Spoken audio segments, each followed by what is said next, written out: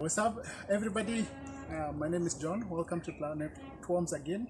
Today is feeding day number 4, and it's not literally day number 4, but we're feeding our worm being the 4th day. So there's some developments that happened yesterday that I want to show you first before we feed. So come closer. Let me show you what happened.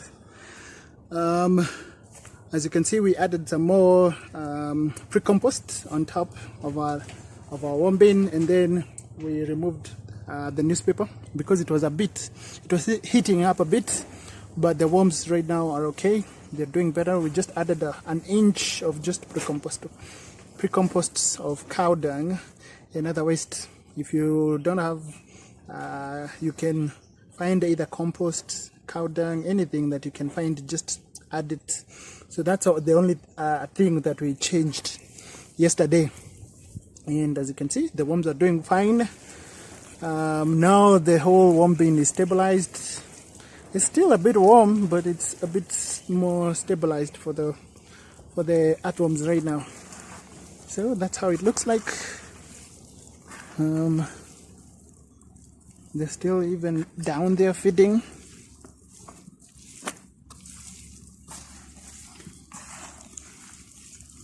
And so we are just trying to mix it up a little bit so that the worms don't just stay up here. They consume even whatever is underneath here. The worms look okay. They're doing well. There are no fruit flies. Everything is okay with the worms. There's enough moisture for the worms. So all we're going to do is just add some more biodegradable waste that we collected today from our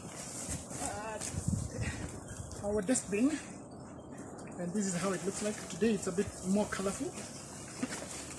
We have more things that we've been consuming. So we have pumpkins, we have carrots, we have peaches, bananas, tomatoes. There's a lot of mangoes. There's a lot of and potatoes, a lot of things, and we chopped it up just like the other we said before. And right now, all we need to do is just water a little bit and then cover.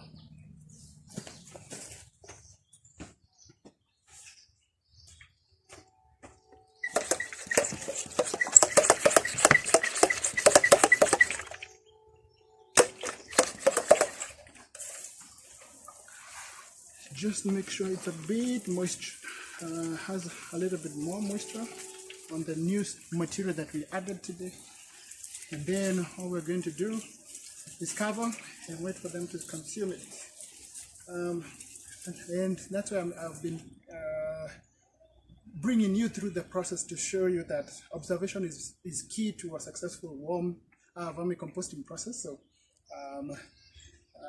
every single day, as you observe what happens in your bin, you're supposed to make corrections or improvements until you have an amazing working worm bin. So all we need to do right now is just cover with the newspaper, and that's it. It's pretty easy, just 5 minutes of your time every single day. Just come check on the worms. And also something before I forget, let's check on the lower bin, just like we have been doing every single day. It's getting a bit heavy now. As you can see, we don't have earthworms anymore falling through or trying to escape through the lower part. We have, since the last time we watered, we put a lot of water, and also this organic material has a lot of water in it, so it will actually start leaching out. All that water will start leaching out into the bucket below. This is not worm tea yet, and as you can see, the color is not like a tea.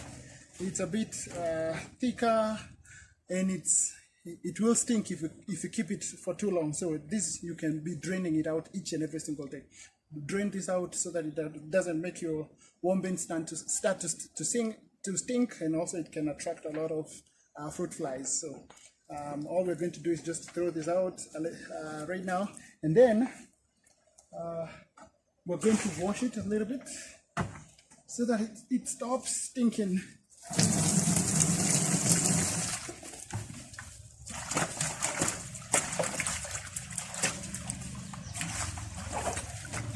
So in the vermicomposting world, we call whatever I poured away, it's called leachate. Leachate is just contaminated water that has come from your decaying material, biodegradable waste. So it is not worm tea yet. Worm tea is just a combination of nutrients and microorganisms, so it's amazingly healthy for your plants. This you cannot apply to your plants. All you need to do is just throw it away and wait until wait for your worms to have consumed much of your waste. You can give it around 3 weeks after setting up. Between 3 and 4 weeks, you are going to actually see the whatever it is that is dripping out. You're going to see the color change almost to tea-like substance, and also it will smell fresh and earthy and like the forest floor, and it will not stink. This stinks a little bit. So after that, all you're going to do is just put that back the bin, just like that, and cover your material so that you don't get fruit flies. So far, we've succeeded not having fruit flies. We do not want them in our system as of yet, and we want the worms to consume this matter. So that's how to feed your worm bin, day number 4. Today, as we can recap a little bit, we talked about some of the things that we look out for. We talked about the moisture, how the welfare of the worm bins, how they are behaving, and also we talked about the leachate, whatever it is that is leaking out. Throw that out for the first 2 or 3 weeks, depending on how many worms you have. That can change. It's not a fixed number of days that you need to wait for it. It can be 2 weeks, it can be 3 weeks, or sometimes it can even be 4 weeks. And then that will change and it will become worm tea. Now that worm tea, you can start feeding to your plants and they will love it. So that's it from me. See you in day number 5.